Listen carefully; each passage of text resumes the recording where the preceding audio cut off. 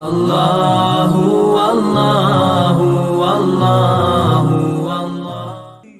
Assalamualaikum warahmatullahi wabarakatuh.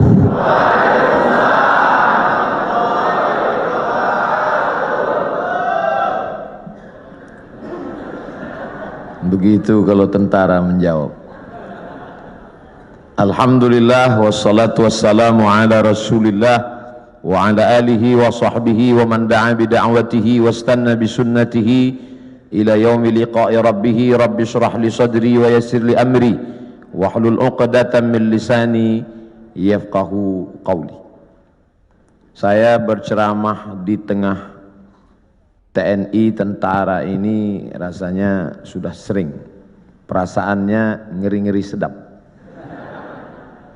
Dulu diundang oleh Komandan Korem Wirabima Riau, Pekanbaru, dan biasanya mudah diingat karena mereka buat sesuatu yang khas. Itu teringat terus karena saya disuruh ceramah di atas mobil. Ini seumur umur. Jadi ada sesuatu yang membuat kita teringat. Berganti waktu itu Pak Nurendi, berganti komandan yang baru, itu teringat juga karena unik juga yang dia buat. Tiba-tiba datang ke rumah saya seorang tentara, Pak Dewa namanya. Pulang saya diberitahu tadi ada tentara datang. Saya tanya ngapain? Ngambil baju. Kenapa baju saya diambil? Ini ada apa-apanya ini? Rupanya beberapa hari setelah itu dia kirim 5 baju supaya Ustadz Somad ceramah bajunya ganti-ganti gitu. Masya Allah, teringat saya. Kemudian pula di beberapa tempat ceramah hampir dibatalkan, tidak boleh, tapi akhirnya jadi. Setelah saya telusuri, kenapa jadi?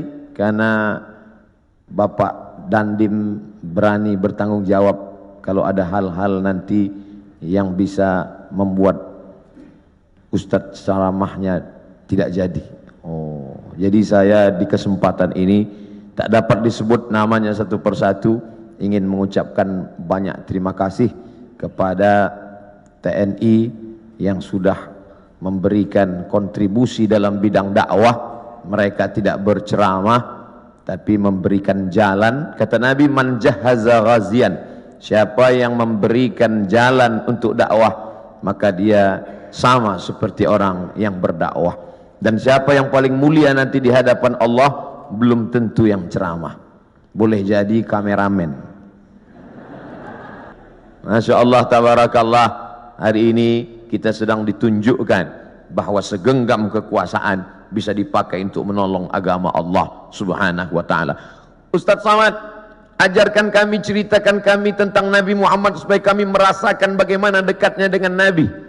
Bapak-bapak TNI, tidak perlu saya ceritakan bagaimana kehidupan Nabi, karena yang paling bisa merasakan rasanya gimana kira-kira perasaan Nabi saat itu adalah bapak-bapak tentara. Kenapa begitu?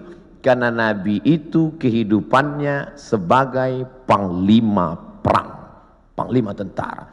Nabi jadi Nabi mendapat wahyu umur 40, berdakwah di kota Makkah 13 tahun, 40 tambah 13, 53. Memimpin perang terbesar bernama Perang Uhud di tahun kedua.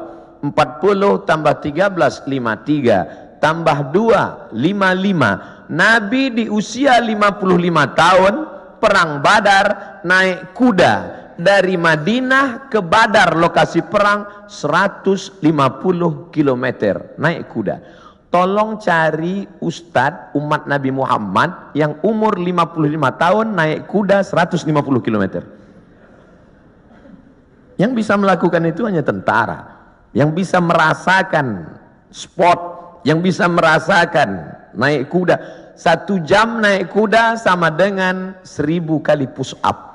Jadi kalau 150 km ditempuh Nabi usia 55, berarti 3000 kali push up. Siapa yang bisa melakukan itu? Saya nggak bisa. Saya ceramahnya aja mungkin bisa ikut Nabi, khutbahnya mungkin, tapi untuk melakukan seperti yang dilakukan Nabi Muhammad SAW orang yang amat sangat sehat. Nabi umur 55 tahun memimpin perang 150 km, naik kuda 3000 kali push up menurut ilmu kesehatan. Hari ini apa yang dilakukan umat Muhammad umur 55 tahun? Membawa map ngurus pensiun.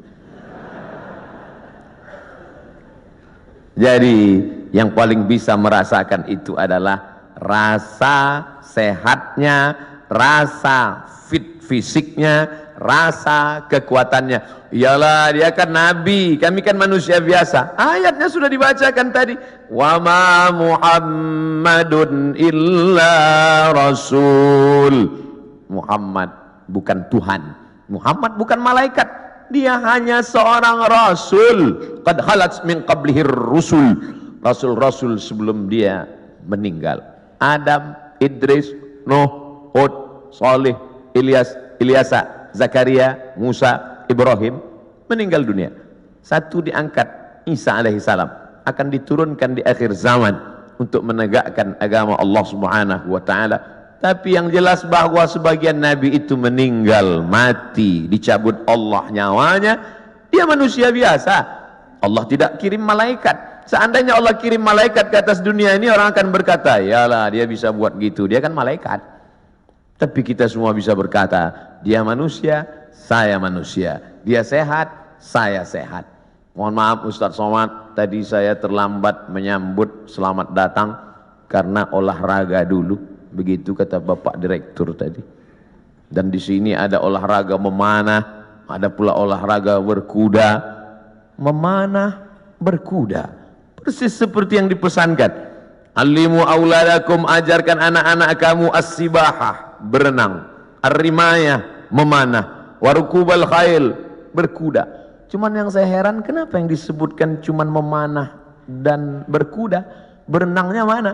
Ternyata tentara tidak perlu disebut berenang, karena kalau tidak lulus berenang tak mungkin lulus jadi tentara.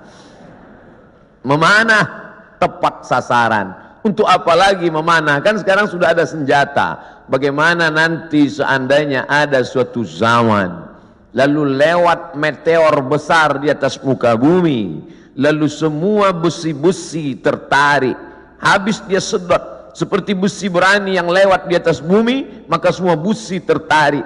Apalagi yang bisa kita pakai kecuali memanah. Sehebat-hebatnya penembak sniper, tak ada lagi peluru, tidak ada lagi senjata, yang ada hanya panah. Maka memanah hari ini adalah senjata masa depan. Rukubul khail, berenang, menunggang kuda. Ustadz Somad cuma ceramah aja. Emang Ustadz pernah naik kuda? Itu yang video dan gambarnya viral, saya naik kuda. Tapi yang megang 4 orang. Ustaz naik ke atas, naik, foto, turun lagi. Memanah juga. Hebat juga Ustaz Somad, kemarin kami lihat video Ustaz memanah, tepat sasaran. Berapa anak panah tepat terus. Yang diupload yang tepat. Yang melesat nggak diupload. Membangkitkan motivasi anak-anak muda kita, pemuda-pemuda kita yang masa darah bergejolak, hawa nafsu luar biasa. Kemana disalurkan ini? Kepada 3, berenang, memanah. Ustadz, kalau kami banyak berenang ini, apakah hawa nafsu kami ini akan turun? Saya bilang, kalau kamu berenang sampai ke tengah sungai, ke tengah laut, bukan cuma nafsunya hilang, kamu hilang sekalian. Artinya apa? Islam tidak membunuh hawa nafsu, tapi hawa nafsu disalurkan dalam bentuk olahraga. Jadi jangan bayangkan Nabi Muhammad itu hanya duduk berzikir, baca Quran, lalu ketika datang orang cerita mati. Bukan begitu Nabi itu. Nabi itu panglima perang, strateginya luar biasa. Saat perang Badar, Nabi pagi-pagi sudah datang ke lokasi perang. Akhirnya lokasi perang dikuasai Nabi dan musuh ketinggalan. Kenapa Nabi awal? Nabi awal datang menyusun pasukannya di tempat matahari terbit. Karena Nabi pasti duluan, karena sebelum azan subuh dia sudah tahajud, badannya sehat, habis tahajud witir, habis itu sholat subuh, langsung dia susun barisan. Datang pasukan musuh, sudah kehabisan tempat, sudah di booking duluan. Nabi susun barisan di matahari terbit. 1-0 sudah kena. Kenapa? Karena kalau disusun pasukan di matahari terbit, maka mata musuh silau. Mata yang silau tidak nampak di mana anak panah, di mana tombak, di mana pedang. Satu sudah kalah. Lalu kemudian dari mana Nabi tahu jumlah pasukan? Tempat mereka berkemah, datang seorang sahabat. Ya Rasulullah, ya, apakah ada wahyu turun di mana kita berkemah malam ini? Tidak ada wahyu. Datang sahabat kasih pendapat. Saya ada pendapat ya Rasulullah. Apa pendapatmu? Kita akan berkemah di lokasi ini, tempat oase, tempat air di gurun. Karena dengan menguasai oase, musuh akan kehabisan air minum. Karena mereka datang 500 km dari kota Makkah, Madinah, dan sampai di Badar. 2-0 musuh kalah sebelum perang. Apakah Nabi ketika itu datang anak buah sahabat, ya Rasulullah, ini saya ada ide kamu jangan pakai, saya cukup dari Jibril aja. Nabi sebagai pimpinan mendengar saran dari bawahan, padahal dia menerima wahyu dari Allah Subhanahu wa taala. Poin yang ketiga, Nabi SAW tahu berapa jumlah musuh. Hebatnya strategi intelijen Nabi. Bagaimana caranya? Ketika Nabi melihat ada seorang pasukan dari kafir Quraisy mengendap-endap, kata Nabi, tangkap dia. Tapi ditangkap bukan untuk disiksa. Kebetulan yang mereka tangkap ini adalah tukang masak yang mengambil air. Ditangkap, ditanya oleh Nabi, berapa jumlah pasukan kalian? Kata tukang masak, mana saya tahu, saya kan cuma masak. Masa pasukan itu kan yang tahu pimpinan. Nabi tanya, kamu kalau masak pagi siang berapa ekor kambing, berapa ekor onta? Dia sebutkan, makannya sekian seekor onta, masaknya hari ini sekian kambing. Dari jumlah makanan Nabi bisa tahu, kalau begini makanannya berarti pasukan kalian sekitar sekian dan kita akan susun. Nabi perang penuh dengan strategi. Jadi jangan bayangkan Nabi dengan sahabat itu perang bismillahirrahmanirrahim, la haula wala quwata illa billah. Al-haqqu bila nizam yaghlibuhul batil bin nizam. Kebenaran yang tidak dimanage dengan manajerial yang baik akan dikalahkan oleh kebatilan, tapi diatur dengan manajerial yang baik. Nabi strategi cari tempat, dia menang. Strategi awal susunan barisan, dia menang. Strategi berapa jumlah pasukan musuh, dia menang. Setelah siap strateginya, baru dia berdoa di tengah malam. Saat dia berdoa itu dari Isya sampai subuh, datang Abu Bakar tengah malam mendekati Nabi. Hasbuka ya Rasulullah, wahai Nabi Muhammad, cukuplah berdoa itu, berhenti, doamu pasti dikabulkan Allah. Tetap dia berdoa sampai subuh. Lengkap persiapan mental, spiritual, kecerdasan intelijensia otak dengan kelembutan hati berdoa. Hari ini orang hanya berdoa tanpa berusaha, berusaha tanpa berdoa sombong, berdoa saja tanpa usaha pesong. Pesong bahasa Melayu gila. Kesiapan inilah yang agaknya dimatangkan. Alhamdulillah hadir juga bersama kita Bapak Direktur Bintal, hadir bersama kita. Bimbingan mental, spiritual ini harus terus dijaga. Ustaz Abdul Somad, di keuangan ini harus terus mentalnya dijaga. Kenapa begitu Pak? Tantangannya luar biasa. Tantangan apa? Duit. Kalau diawasi kamera CCTV, ada masanya kabelnya dimakan tikus. Kalau diawasi CCTV, ada kalanya pemadaman bergilir. Kalau diawasi atasan, atasan akan keluar kota. Maka ditanamkan mental dia. Siapa yang mengawasi dia? La ta'khudhuhu sinatun wala naum. Dia yang tidak mengantuk, dia yang tidak tidur. Itu yang mengawasinya. Kemarin saya ceramah di Medan, pagi-pagi selesai ceramah di masjid, makan. Ustaz Somad, kenalkan, saya Fulan dari Kodam 1 Bukit Barisan. Masya Allah. Ya Pak, makan. Allahumma barik lana fima razaqtana wa qina azabannar. Bapak enggak makan? Bapak enggak makan?